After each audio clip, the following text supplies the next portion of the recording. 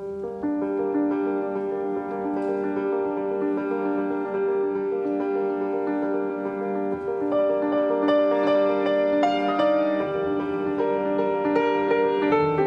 fogón en fogón, Juan Raúl Ferreira. Queridas amigas y queridos amigos, queridos fogoneros de este espacio de El Baúl de Recuerdos.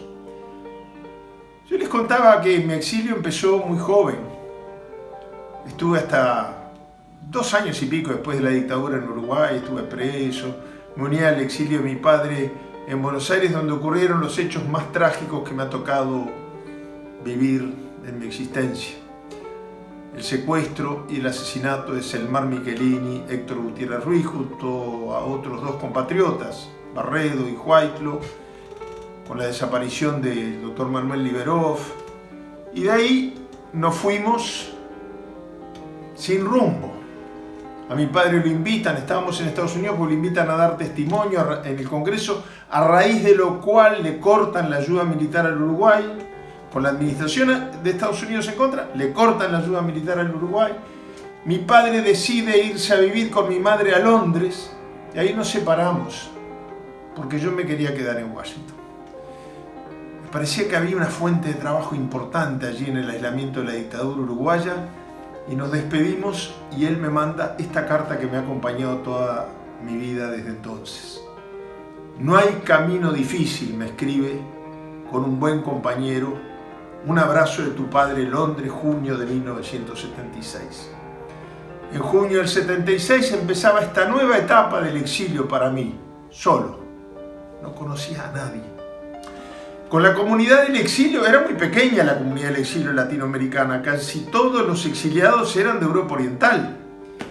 Entonces nos hicimos muy amigos, por ejemplo, yo me hice muy amigo muy rápidamente con un exiliado chileno muy prestigioso, joven, más o menos la edad mía, 20 y pocos años, Juan Gabriel Valdés. Luego, cuando retorna a la democracia en Chile, fue embajador en Washington, canciller, embajador en las Naciones Unidas. Bueno, con Juan Gabriel nos conocimos en estas instancias en que andábamos golpeando las puertas de las iglesias, los sectores progresistas, algunos senadores, algunos congresistas, para aislar a las dictaduras latinoamericanas. Un día yo le transmito que yo necesito un ámbito institucional donde funcionar, muy al principio de todo esto. Estamos hablando de septiembre, junio, julio, agosto, septiembre, 3 meses de haberme quedado solo allí. Y entonces él me dice, mira, yo te voy a presentar una figura clave, Orlando Letelier. Orlando Letelier era la figura más representativa del exilio chileno en el mundo, porque Orlando había sido ministro de Defensa de Allende, ministro de Relaciones Exteriores de Allende, había estado preso con Pinochet, pero había sido el último embajador de Allende en Washington. Entonces seguro, él llenaba ese espacio de contactos de una manera maravillosa, porque muchos de sus interlocutores lo conocían en su condición de ex embajador de Chile. Y como tal, celebraba siempre las fiestas nacionales con figuras muy representativas del progresismo norteamericano. Y allí, las fiestas 18eras, como le llaman los chilenos, 18 de septiembre, Juan Gabriel me lleva a la casa de Orlando, este festejo que él hacía. Me acuerdo verlo bailar la cueca con su esposa Isabel Margarita. Conversamos, me trató con un gran cariño, una gran solidaridad y me dio un gran apoyo. Para alguien, imagínense, que estaba totalmente huérfano de apoyos. Llama a su secretaria, Ronnie Moffitt, y le dice, Ronnie, a partir del 21, estábamos a 18, es decir, dentro de 3 días, pasaba el fin de semana, Juan Raúl va a ir por la oficina y lo vamos a incorporar como pasante, hace una pasantía. Se usa mucho en Estados Unidos, allá le llaman internship, ¿no? Pero es el equivalente más o menos a lo que nosotros llamamos pasantía.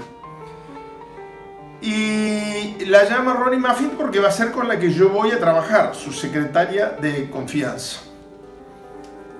Las oficinas de Orlando Letelier quedaban en el 1901 de la calle Q, a una cuadra de la plaza muy conocida en Washington, DuPont Circle, Y hacia el otro lado quedaba otra plaza muy conocida, rodeada de embajadas, que se llamaba Sheridan Circle. Yo los estaba esperando puntual y emperifollado, preparado para pasar el examen. Digo, los esperaba porque Orlando la traía a Ronnie, porque quedaba de camino. Orlando vivía hacia el lado de Maryland y en su camino recogía a Ronnie Maffitt, pero esta vez yo los esperaba, pero ellos no llegaron.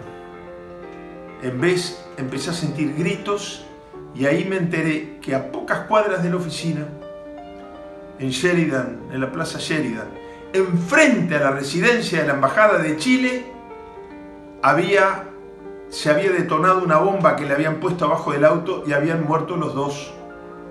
Orlando Letelier, a quien yo estaba esperando, y quien iba a ser mi compañera de tareas. Tremendo. Yo no podía creer que la sensación de inseguridad y de miedo, ¿por qué ocultarlo? Y de miedo, iba a llegar a la misma capital de los Estados Unidos de Norteamérica.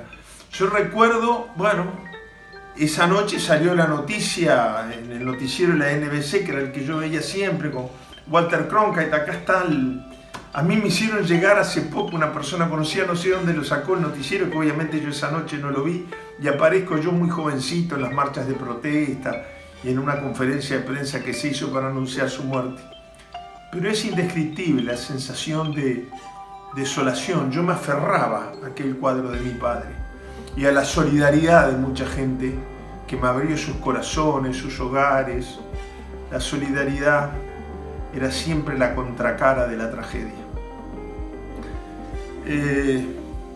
No sé explicar lo que sentía. Sé que el entierro fue algo desgarrador. Ahí conocí a Joan Baez, algún día hablaremos de ella también en estos relatos, que iba en una camioneta al aire libre, cantando en español y en inglés, salteando de un idioma al otro, No nos moverán. Orlando Letelier no me dio el trabajo que yo esperaba, me dio un ejemplo y una fortaleza que quizás yo no fui consciente de que asumía con ese sacrificio tremendo. Aún hoy se le recuerda en todo Chile, en todo el mundo y en el fondo de mi corazón también. Juan Raúl Ferreira, de Fogón en Fogón.